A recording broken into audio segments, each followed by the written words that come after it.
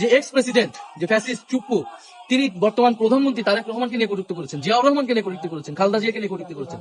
তাদের যদি হিম্মত থাকে, তাদের যদি শরীরে পোষণ থাকে, তাহলে তারা যে সেই এক্স চুপ্পুর বিরুদ্ধে কথা বলুক, চুপ্পুকে গ্রেফতার করবে। এবং যিনি স্থানীয় এমপি, যিনি একজন হুইপ, তিনি যেখানে দলকে নিয়ন্ত্রণ করার কথা তিনি নিজেই সন্ত্রাসী পালছেন এবং তার অনুসারীরা এখানে দিবালোকে এবং সন্ধ্যা সময় সকলের সামনে স্পষ্টভাবে হামলা করেছে। এখন হামলা হয়েছে, আমরা এখন পর্যন্ত গ্রেফতার দেখিনি, কারণ পুলিশ বলছে মামলা হয়নি। ফলে মামলা করার জন্য আমাদের বিক্ষোভ মিছিলকে কিন্তু আমরা স্থগিত করেছি, যেহেতু 144 ধারা এবং পুলিশ অনুরোধ করেছে আমাদেরকে। আমরা মামলার জন্য আসতে দিয়েছি, তারা মামলার জন্য আমাদেরকে প্রথমে আসতে দেয়নি, বাধা দিয়েছে কয়েক দফায়। আমাদের মাহমুদা মিতু ওনার গায়ে হাত তুলেছে পুলিশ, এবং কিন্তু আমরা বলেছি মামলা না নিয়ে আমরা মাঠ ছাড়বো না, আমরা হবিগঞ্জ ছাড়বো না।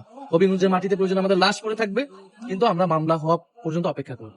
এবং একটা পর্যায়ে পুলিশ মামলা করতে আমাদেরকে এই ক্যাম্পে নিয়ে এসেছে। আমরা অভিযোগ দায়ের করেছি, তারা 2 ঘন্টার মধ্যে, রাতের মধ্যে বলেছে মামলার কোর্ট দিবে। এবং আপনারা দেখতেছেন, আশেপাশে শুনতেছেন যে সন্ত্রাসী বাহিনী, যে স্থানীয় এমপি এবং বিএনপি সন্ত্রাসী বাহিনীরা তারা কিভাবে আতঙ্ক তৈরি করার চেষ্টা করছে। আপনি দেখেন গত 16 বছর তাদের এই উল্লঙ্ঘন কোথায় ছিল। যখন বালুর ট্রাক দিয়ে বেগম খালেদা জিয়ার বাসভবন আটকে রাখা হয়েছিল, আজকে তারা সেই ট্রাক বসিয়েছে।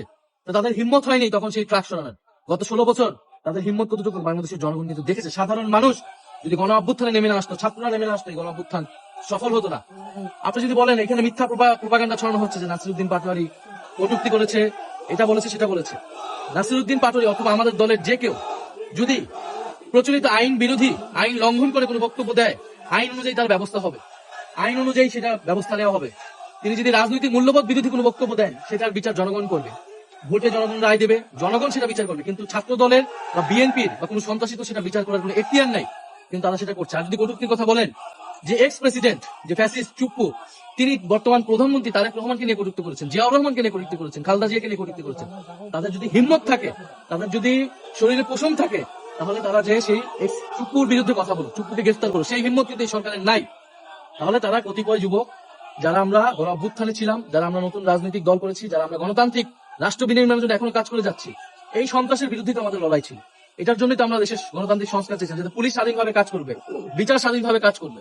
তো আজকে যেটা হলো, পুরা জিকে ঘোষ উনি যে সন্ত্রাসী ছিলেন বা সন্ত্রাস পালেন, সন্ত্রাসীদেরকে আশ্রয় দেন, এটা হবিগঞ্জের মানুষ জানতো এতদিন। গতকাল এটা পুরো বাংলাদেশ জেনেছে এবং আজকে এটা পুরো পৃথিবী জেনেছে। এই সরকার কিভাবে বিরোধী দলের সাথে ট্রিটমেন্ট করে, অপোজিশনকে মত প্রকাশের অধিকার যেখানে সংকুচিত হয়ে যাচ্ছে, এটা আজকে প্রতীয়মান হচ্ছে।